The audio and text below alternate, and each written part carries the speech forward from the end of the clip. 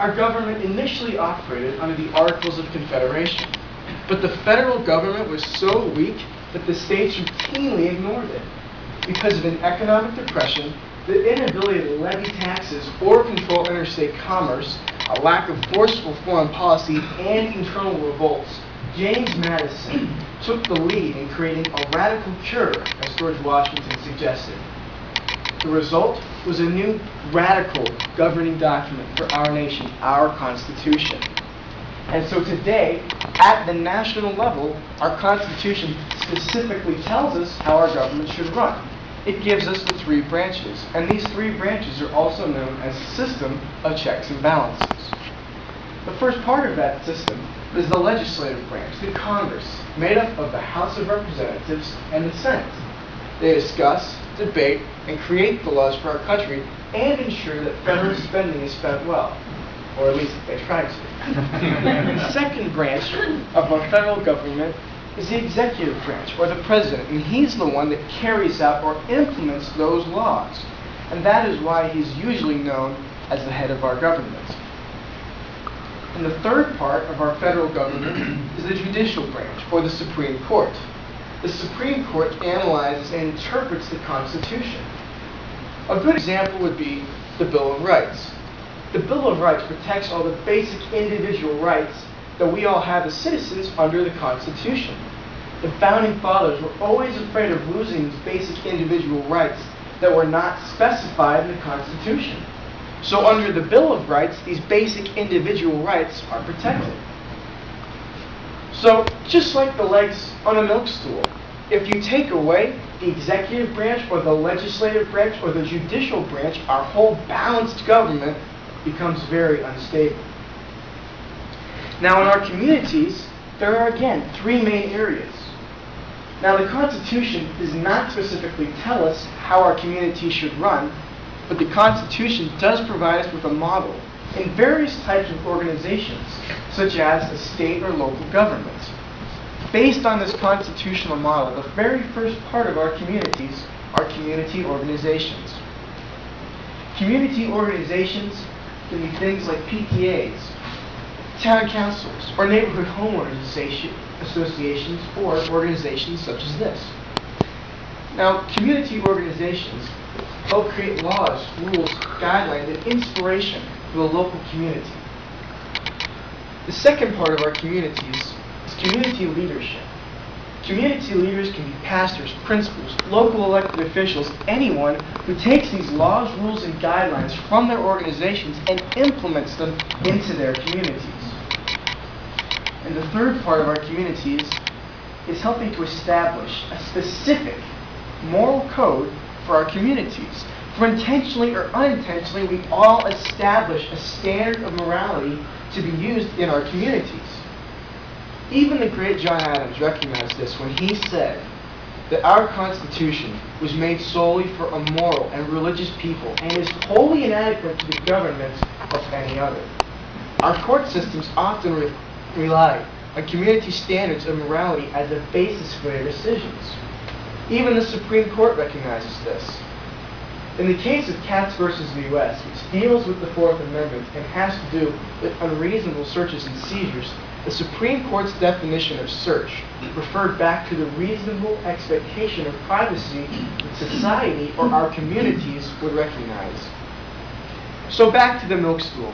If you take away community standards of morality or initiatives from community leaders or community organizations, then just like at the national government, our communities become very unstable.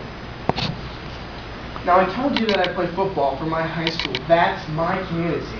And to me, the same system of checks and balances works, like offense, defense, and special teams. I'll bet you could picture George Washington out there. He was a tall guy, a head taller than everyone else, with the respect of everyone. He'd make a perfect quarterback. Or how about Henry Knox, Washington's chief of artillery, a huge guy, as a lineman. It's kind of a stretch. He was originally a bookseller, but you get the idea. Now here's my constitutional analogy from football. The first part of any football team is the legislative part, the team itself. The team comes together, comes up with guidelines, tactics, and plays, and if someone doesn't agree to those, then they're off the team. for they can't be counted on to follow through with their responsibilities to make the team effective. Each player must clearly understand and execute his role in order to make each play and the team as a whole effective and successful. The executive part of a football team is the quarterback, the QB, the man who's put there by the coach and supported by the other players to make sure that the plays or laws are carried out. And the judicial part of a football team would be the coaches and the refs. Like the Supreme Court, they analyze and interpret the Constitution. And as players, if we don't abide by these rules, then football becomes a backyard brawl with no real clear winner. This football analogy clearly illustrates the implied responsibilities of each individual citizen under the Constitution. Now, as individuals, well, individuals have the same three areas just like at the national and community levels. First is our mental strength. Our mental strength allows us to learn, understand issues, and make decisions. You develop your own personal laws, discipline, and character. And I can't think of any great politicians and congressmen or amazing football players that didn't have both discipline and character. And the second part of individuals is our physical strength. Our physical strength allows us to implement those decisions.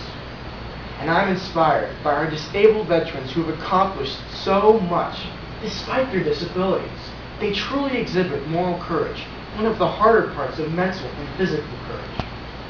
And the third part of individuals is our spiritual strength, our moral foundation. Each one of us must have standard of morals, otherwise we have nothing on which to base ethical decisions on. David Webster clearly understood this when he said that we are one country, one constitution, and one destiny. In other words, what we do as individuals, our actions influence not only our country, but posterity. In the 1700s, the patriots that founded this great nation wanted the Constitution and virtually unify us. And because of that, in the 1800s, a political philosopher from France named Alexis de Tocqueville came to America to study the success of American democracy under the Constitution. And do you know what he said? He said that America is great because America is good. And if America ever ceases to be good, then it ceases to be great. And then in World Wars I and II, the world witnessed what has been called the greatest generation that sacrificed themselves around the globe to stop tyranny.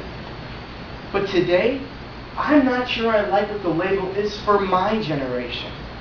I only hope that through things and the influence of programs like this and organizations like this, the educational system, and with the help of veterans and local community leaders, citizens of this United States of America can come to fully comprehend their inherent responsibility to the Constitution at the national level, the community level, and the individual level, and understand that their individual and collective actions under our enduring Constitution are ultimately responsible for continuing to make this country a truly great nation.